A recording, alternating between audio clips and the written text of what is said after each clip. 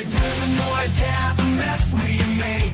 Machine Blunt Kelly get caught in the fray. Facts and logic with a twist of chest. Strip it down to truth, yeah, forget the rest. Human blood pulls the lies right out of the park. Look beyond the shadows, protect the dark. Sparks of laughter fire up the night, bringing clarity when they blur the fight. Cut through the chaos, yeah, the tangled rise. Steampunk Kelly with a set of clear eyes. Truths and jokes gonna rock this show. Step into light where the real facts glow.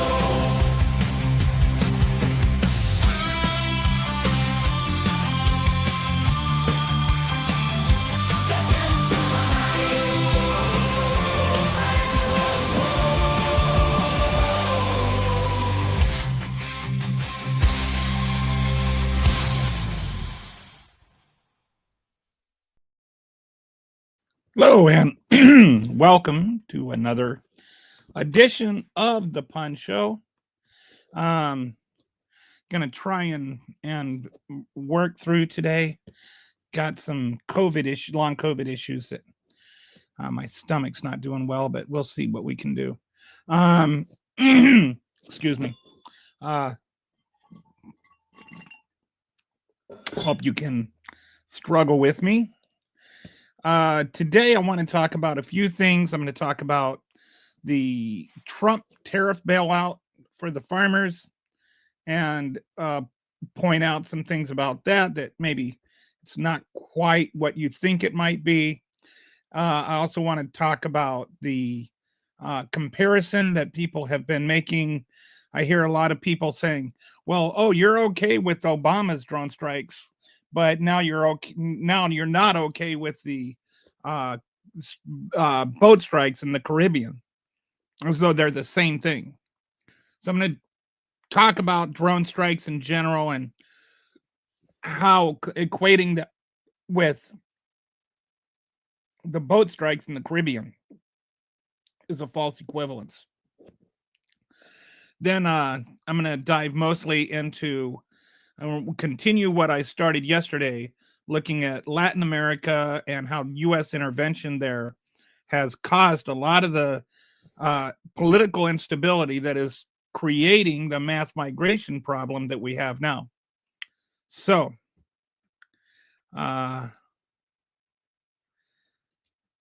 let's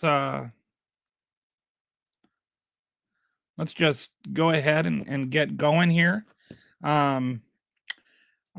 I'll start off with the drones thing.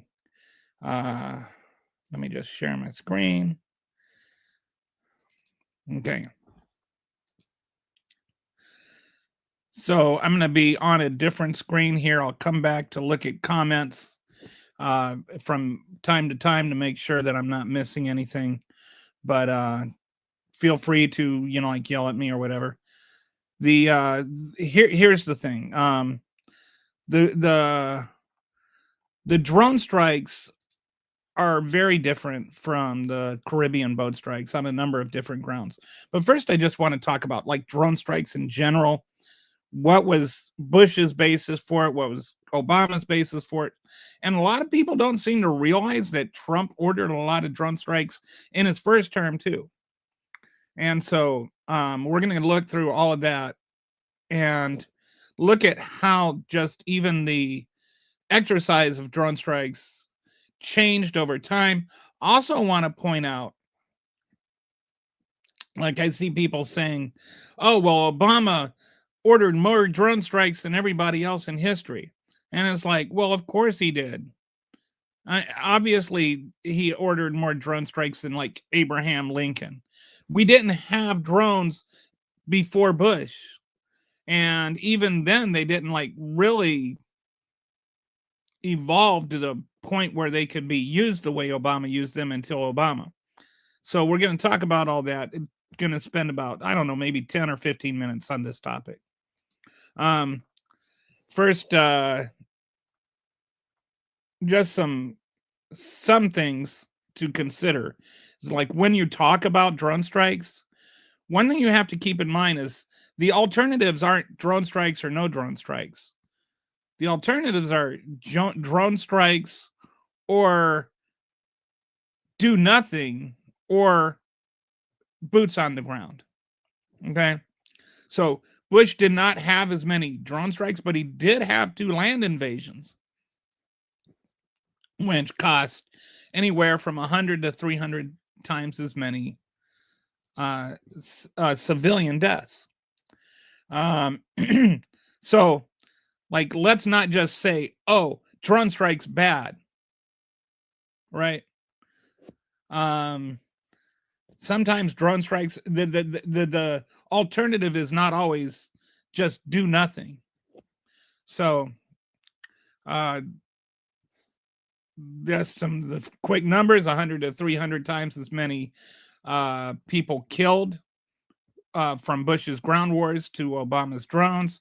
There were 0 congressional votes on the ISIS authorization. We're going to talk about that. I think that's one of the key things here. And maybe, like a fair criticism of Obama to a certain point. And then 3 times Donald Trump in his first term, at least for the first 2 years, tripled the rate that Obama was using drone strikes for. So it's like, you can't blame Obama for drone strikes and then excuse Trump for them. And then Trump, for his last 2 years, basically just stopped sharing any information at all on how many drone strikes we were doing. So we'll get into all that. So here's like the comparison of drone strikes by president. George Bush used about 48 to 57. There were minimal civilian deaths because there was minimal drone strikes, but there were 100,000 plus ground war deaths. And that number can get a lot higher if you start looking at peripheral deaths caused by displacement and disease and starvation and things like that. Barack Obama endorsed like 500 to 563 drone strikes. He caused 324 to 807 civilian deaths. There's some murkiness about how the reporting was done. That's a fair criticism because he counted anyone that was a fighting age male as a combatant, which not necessarily all fighting age males were combatants. He had a drone strike every 5.4 days. And he actually did request authorization from Congress, and Congress didn't give it to him. And we'll talk about why in a bit and like why that matters too. Donald Trump authorized 238 drone strikes, so nearly half as many as Obama did in 8 years. He did it in the first couple of years. And his strike rate was every 1.4 days. And then he just stopped reporting how many he was doing in 2019. So we don't know how many drone strikes there were in his last 2 years. In terms of fatalities, Bush, there were like 100,000 to 200,000 or more just in Iraq alone from the ground invasion. Obama, just from the drone strikes, around 324 to 807. Like I said, that depends on how you count civilian deaths. But on the high side, 807 over 8 years. Trump, we had 450 over the first 2 years. And that's not knowing what happened after that because, again, he stopped reporting it.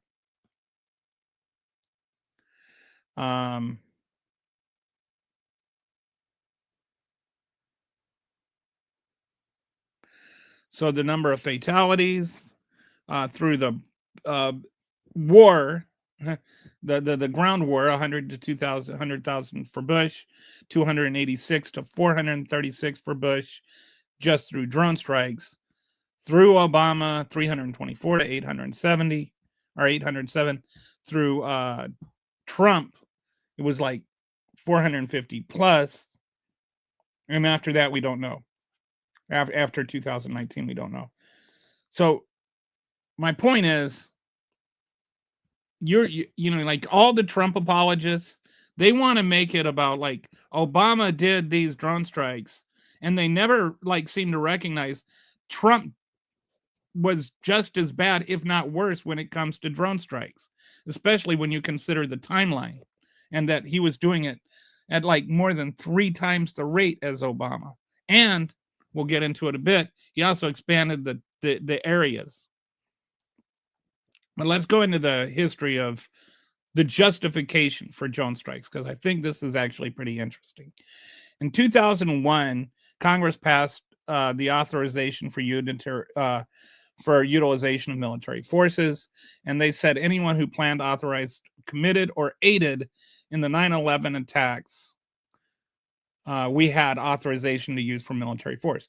And we're supposed to have congressional approval to use military force in the Constitution. Like, the Constitution literally says that Congress has the right to declare war. The president can't do that unilaterally. Okay. But then what happened is ISIS happened. And Obama expanded the reasoning of the sorry, I've got the hiccups. Expanded the 2001 reasoning.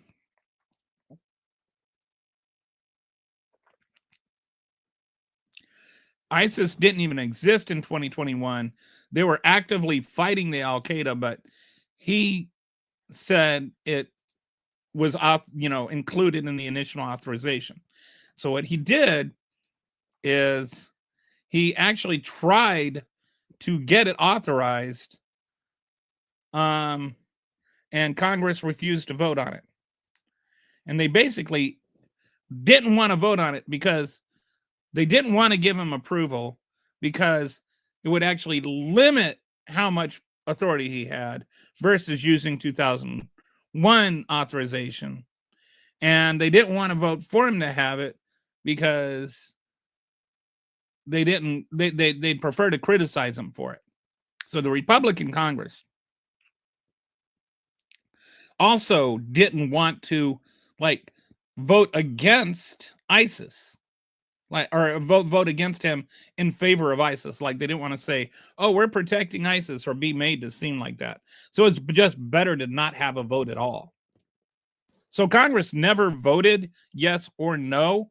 He requested authorization and he never received it, but he received funding for it.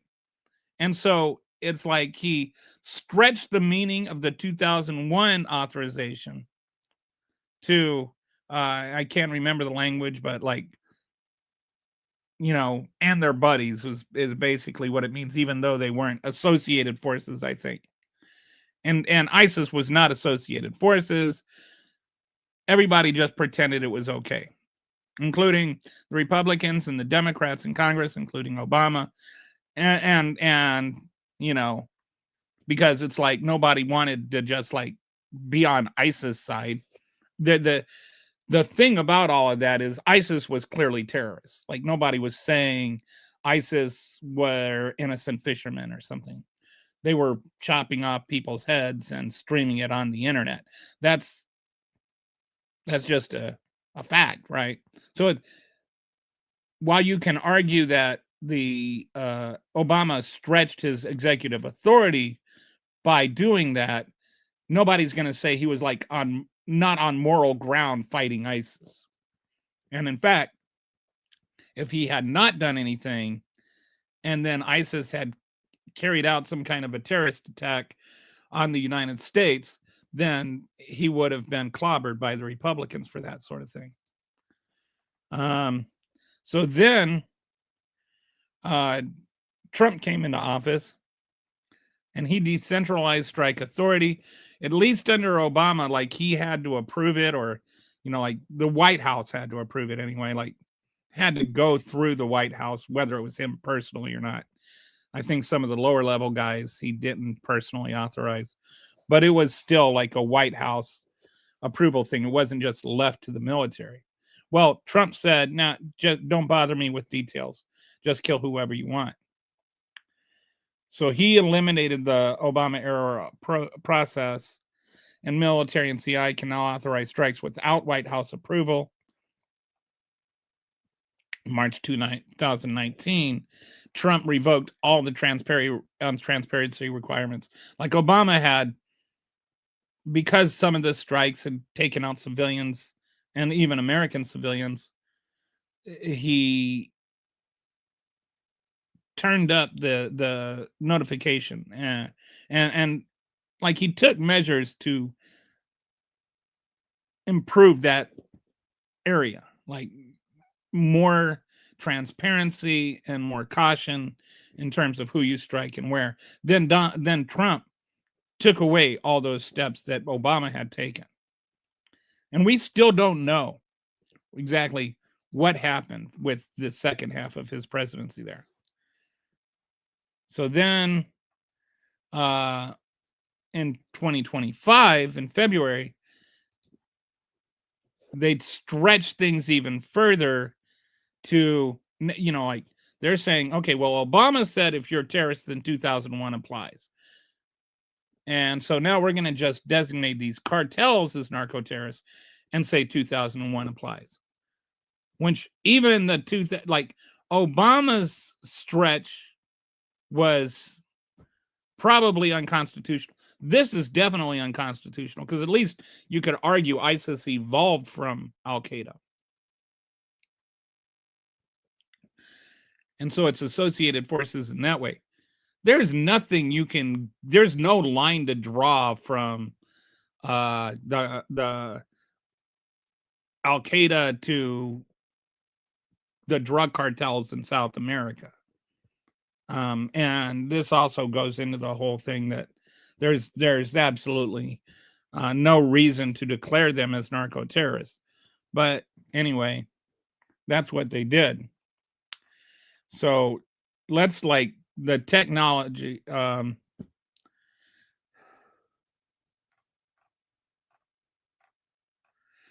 Let's just go to, we'll skip over this whole section. But each administration, so the minimal, Bush was fully authorized by Congress to carry out his. Obama increased the drone attacks. He tried to get congressional approval and they just didn't vote on it. Trump continued the same thing, tripled it, eliminated all the transparency, removed the approval process, and Congress never said anything. Now he's manipulated the foreign terrorist organization definitions and used that to implement the Caribbean boat strikes. So these are not at all the same things. Like the cartels are not like ISIS at all. Cartels are not chopping people's heads off. And they have no political motivations or anything. This is just taking something that had already been stretched to breaking and stretching it even more, and it's just broken now. So you can say, well, were you okay with Obama? I'd say I wasn't necessarily okay with Obama doing what he did.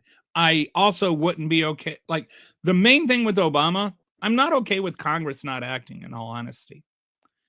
It's not like ISIS was not a threat. If anybody wants to argue with me that ISIS wasn't a threat, go ahead. But they were chopping people's heads off.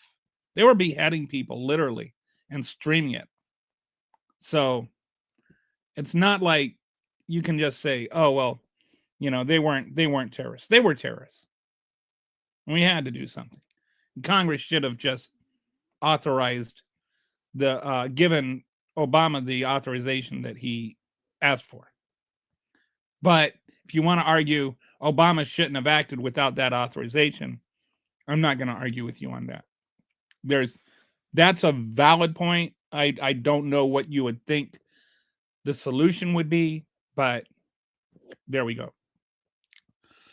All right, so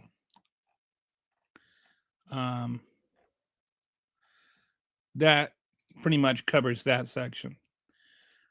In the YouTube link, I've got a dashboard link there if you want to go and look at the other details and the links to verify what I'm saying. Okay. So now let's go into what I'm calling the Great Farm Heist. This is the next section. And this is, you may have heard that Trump is giving this $12 billion bailout to the farms. And you might think that's great for small farmers. But most of this money is going to the large corporate farms. And I don't think people realize how much damage our small private farms are experiencing right now. We could have the most farms declare bankruptcy in a single year than we've had since 1986. Like it's that bad, because you've got this cumulative effect of the tariffs plus the mass deportations. And then this bailout is mostly helping the corporate farms, not the small private farms. And I'll walk you through this and explain why. So the bailout total is $12 billion. The number of bankruptcies is going to be over 1,000, which is a 70% increase from last year. Part of that is because they've lost 6.5% of their ag workers. And some of those are undocumented, but some of those are just legal immigrants or people that are here legally that don't want to go to work because they don't want to get arrested for being brown and working on a farm. When, with the basically approval to racially profile is happening. And we're going to talk more about this maybe tomorrow or Friday, but how NAFTA actually did a lot to create this issue with agriculture workers. So I don't think that I'm just blaming Republicans for things. The NAFTA created a crisis that's not about like manufacturing cars. It's not just about this giant sucking sound. But there's a bigger crisis that it created with the farms and shutting down the farms in Mexico. And that's why you have so many workers now coming up here. And then $7,000 to legally bring over an H-2A worker. It's about $7,000 per worker per season for the farmer. And so it's like people are like, well, why don't they just hire legal workers? Why don't they just do it legally? Because they can't afford to. And it literally chews up all of the profit that they would make. Okay. So where is this money, this $12 billion going? 10% or 20% of it is going to the top 1% of farmers. 60% of it is going to the next 9%. Another like 15% is going to the next 10%, right? And then the bottom 80% of farmers is getting about 20% of the bailout money. So this is like out of the 500,000 farmers or whatever, they're getting like 80% of the money.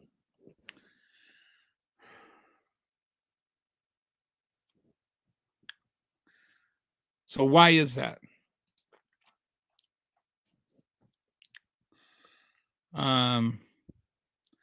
There's a couple of reasons. One is that the bailout is based on how much acreage you have, right? So you get bailed out by so many dollars per acre, and it's only for like what they call row crops. So, like strawberry crops, if you're a strawberry farmer, you're not eligible at all. This is only for row crops, like things like soybeans and corn that can be like largely automated. The ones that require a lot of hand labor don't get bailed out. It's the ones that require manual labor don't get bailed out. The ones that get that have auto labor that the corporations do are getting bailed out. That's number two. Number three is in the One Big Beautiful Bill Act, they kind of changed the language of it so that if you have, it used to be like the ownership of the farm would get limited to like one person, right? So if you had multiple owners, you only got the same amount of money as if you only had one owner. Well, now what they did in the One Big Beautiful Bill Act, through LLCs and things like that, each person that has ownership in the farm can individually be bailed out. So you've got these farms where, you've got multiple people that are being reimbursed by the government versus the small family farms where they can't do that. So the average small farmer is only getting about $46.77, and they have a payment cap of $155,000. The large corporate farms, they're getting an average payment of $524,000, and basically they can get as much money as they need. There's not the cap that was supposed to be there is basically rendered pointless by this new language in the One Big Beautiful Bill Act. Overall, the trade war losses in the the whole tariff thing, it's going to cost us $44 billion in net cash, or it cost the farmers $44 billion in net cash. Corn prices are down 50%, soybeans down 40% since 2022. There's another thing that just the actual crops have been really good. And so now you've got more corn and more soybean, for instance, and less people to sell it to because they can't export it because of the Trump's little trade war. Then you've got, for the people that are not eligible for the bailouts, they're also losing out their labor, and they can't afford the H-2A cost barrier. And this to me is where we should be looking at things logically. Like, I always hear Republicans saying things like, "Oh, well, you just want to who's going to pick our cotton or whatever." And it's like, that's dumb. Like, the people that were arguing against who's going to pick our cotton, by the way, are the ones that were saying we should send the slaves back to Africa. So, like, maybe do your research on that little quote that you're misattributing there. But no, I don't think that who's going to pick our cotton. I think who's going to pick our strawberries is a very valid statement. And I think in order to answer, like, we need to reform our immigration system so that the people who are picking our strawberries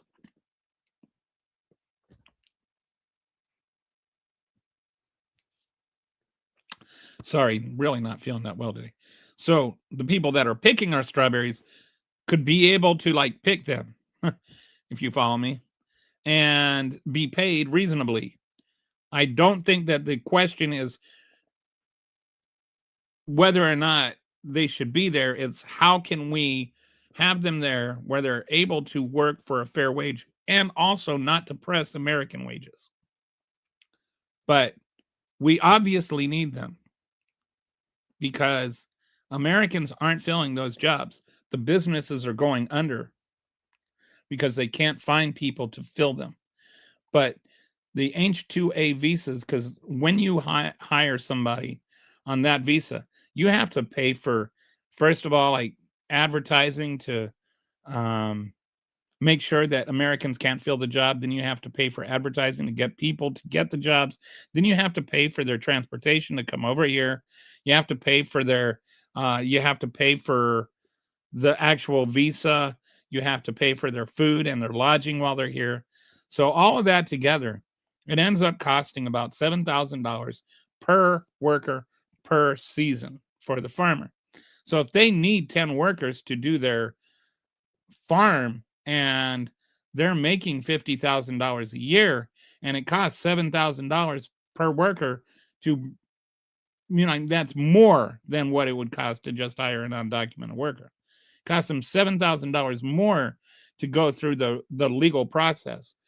Well, that means that their farm is now losing $20,000 and nobody can keep up with that, right? So what we need to do is change our immigration policy, not just like bankrupt our farmers. So this just becomes another aspect of wealth transfer. And because of all of this, a number of farms, about 1,000 farms this year, are going to declare bankruptcy. And meanwhile, the corporate farms are going to continue to make more money.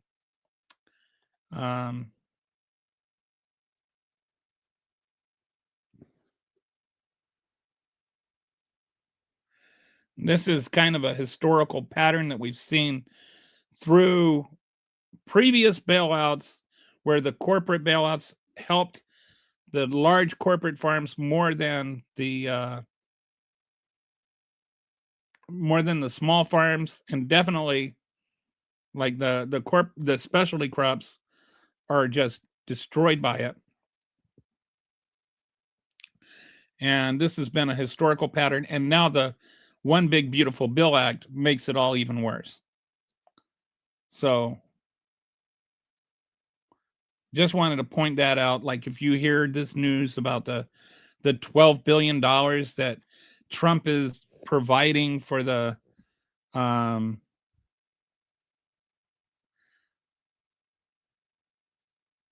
for the farmers, that most of that is just going to his rich buddies, and it's designed that way, and it's made even worse by the One Big Beautiful Bill Act, which is definitely not beautiful.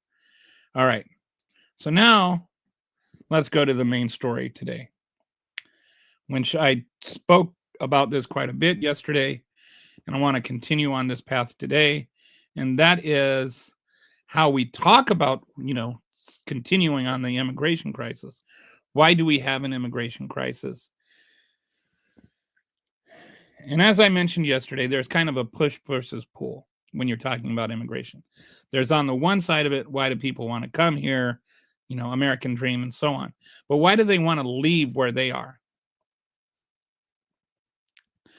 And we have had 120 years of American policy that has generated so much political and social turmoil in South America that we are responsible for them emigrating with an E, which is why they're immigrating with an I over here.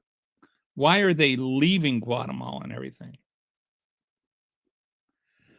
But why don't they have all of that? They don't really actually get to stay here for free. They don't get free healthcare. They don't get free food. None of that is true. But why can't they have a living where they're at? Like, you're talking about why they're coming here, but why are they leaving there? Why are they walking across a half a continent to get here? Why are they risking their lives and their children's lives? Yeah, see, this is just irresponsible rhetoric. So if you could just hang on to your little snide comments, then that would be swell. I'm going to actually talk about reality here, and you're welcome to chime in on reality, but just the Elon Musk really screamy talking points aren't doing any good here. Okay, so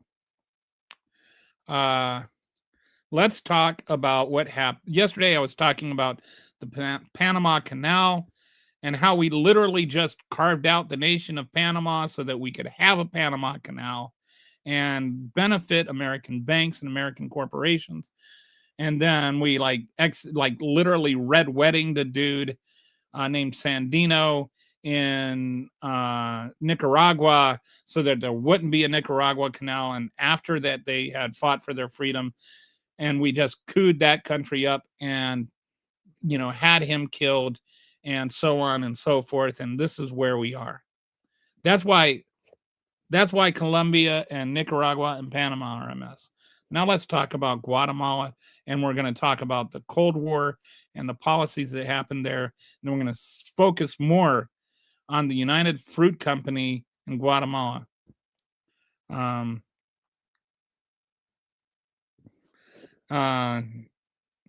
So let's go with the Empire Strikes South today. First, we're going to talk about the Cold Wars. Okay. From the 50s through the 80s, under the banner of fighting communism, the U.S. orchestrated coups, funded death squads, and blocked brutal dictatorships. Hundreds of thousands were killed. Democracies were destroyed. The countries people are fleeing today are still living with the consequences. The first country mentioning, I'm going to go into more detail on this, is Guatemala, where the CIA operation PB Success overthrew democratically elected President Jacobo Arbenz. His crime? Land reform that threatened United Fruit Company's unused land. The coup installed military dictatorship, triggering 36-year civil war with genocide of Mayan populations. And Guatemala is a top source of asylum seekers today. The violence, poverty, and institutional collapse people flee trace directly to the coup we orchestrated to protect a fruit company. By the way, the people that did the orchestrating owned part of the fruit company. So we'll get into all that. In 1973 in Chile, the CIA backed Pinochet against democratically elected Salvador Allende. Pinochet's dictatorship, 17 years, thousands disappeared, murdered, torture. Kissinger said on this, Henry Kissinger, I don't see why we need to stand by and watch a country go communist due to the irresponsibility of its people. So he was like, oh, well, they're going to go communist. And then he was using this to back this evil dictator that was like literally just killing people and stuff.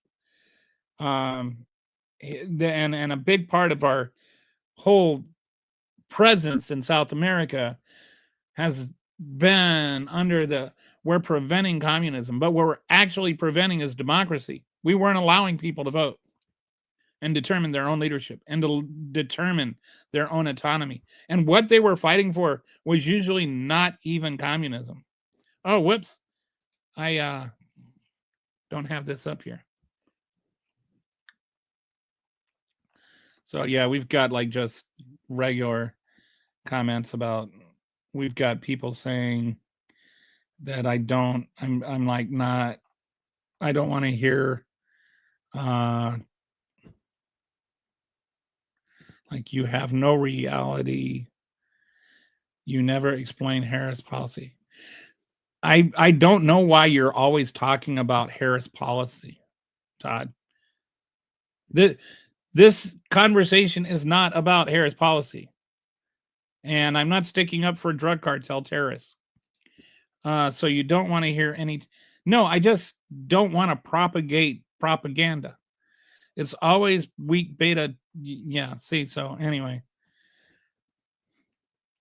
Todd is not very bright. Okay, so El Salvador, we backed a right-wing government with $6 billion in military aid. Death squads killed 75,000 people, including Archbishop Romero, was assassinated while giving mass. U.S. trained forces committed El Mazoto massacre, 1,000 civilians murdered, including children. War refugees fled to LA. This is interesting. Did you know that MS-13 as a gang was actually started by refugees that came here and then were treated so badly that they ended up just forming their own gang, and then they got deported. And so MS-13 is a U.S. export, by the way. I mean, like, that's what I'm saying. This is all something that we started. We created the refugees, then we turned them into gang members, then we exported them, then we're like sitting there blaming the other country for them. It's just like a circle. In Nicaragua, Reagan funded the Contra rebels despite congressional ban. And we're going to go into that tomorrow. Iran Contra scandal, CIA facilitated cocaine trafficking to fund Contras. Gary Webb's Dark Alliance exposed it. 30,000 killed. Infrastructure was destroyed. So the pattern repeated in Honduras, Brazil, Bolivia, Argentina. If you've ever read a book called The Mothers That Disappeared, like they were just nabbing people off the street, and this was a U.S. endorsed government doing it. We always make it look like the people that we were endorsing were the, democratically elected people trying to stave off the communists. But the people they were staving off were democratically elected, and they weren't communists.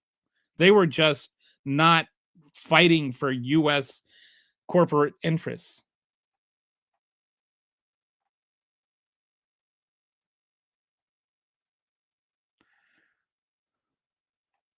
So, all right. The cost of anti-communism, the official story. We were fighting Soviet influence and protecting freedom. The reality, we overthrew democracies to install dictatorships. We funded death squads that murdered hundreds of thousands.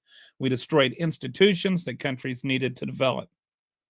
Like, we undermined them so much and made it so impossible for their government structure to exist. And then we're like, they're so bad. Well, they're so bad because we spent 120 years destroying them. And you can say, well, that was 50 years ago, but it's been going on for 120 years. And so you can't take what is happening now and separate it from history and everything that's gone on before. That's just not the way that the world works or ever has worked. Every military officer who ran a death squad we trained, every massacre we funded, every democracy destroyed, we orchestrated it. Sorry, and now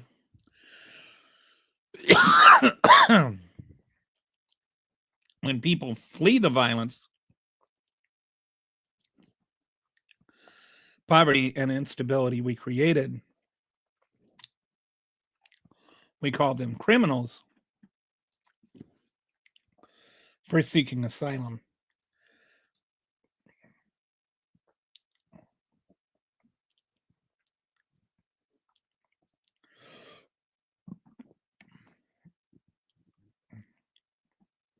Hang on one second.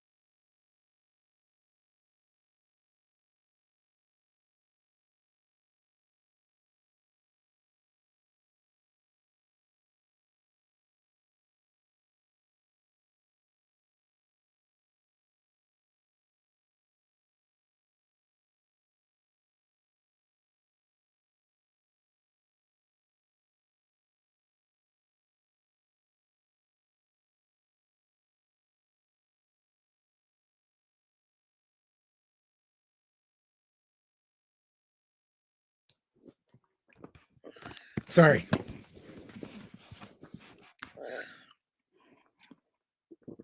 I think I'm gonna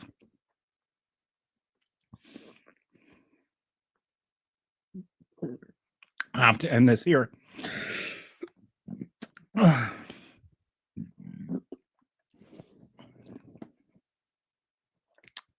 Like I said, the long COVID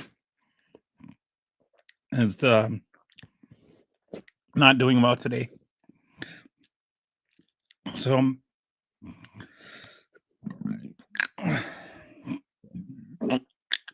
excuse me. Stomach's upset right now.